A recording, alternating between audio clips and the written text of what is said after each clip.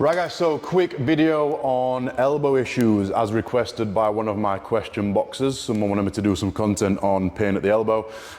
So this is going to be a video addressing that. Now, the one that I'm going to talk about in this video is going to be like inside elbow pain and the reasons why this sort of happens in the first place. So there's always going to be some sort of like structural rationale as to why a joint is starting to experience certain issues, and that's going to be basically some joint or some structure has changed its shape or changed its trajectory under load demands, force demands, whatever it is that we've kind of placed upon it that's ended up changing this joint's position, right? So if a joint has changed position, the muscles acting and affecting that joint will also have their demands changed. So what I mean in terms of this elbow pain on the middle is if you imagine, let's say for example, your shoulder blade can't access a certain position that allows you to internally rotate your upper arm bone, then the next set of bones are going to have a greater demand for internal rotation placed upon them, or the wrist, or basically everything further downstream starts to get affected.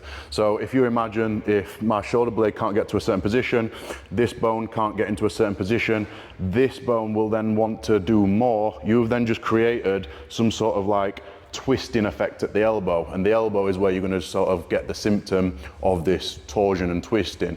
So what would be the solution to this? Well, the solution would be to restore or reinstate this shoulder blade position, or the capacity for that shoulder blade to be able to access those positions to alleviate the symptoms at the elbow by basically creating less of a twist at this elbow. So you basically start to experience less stress at that joint where it's starting to be symptomatic. So I'll give you a couple of exercises right now for alleviating this issue.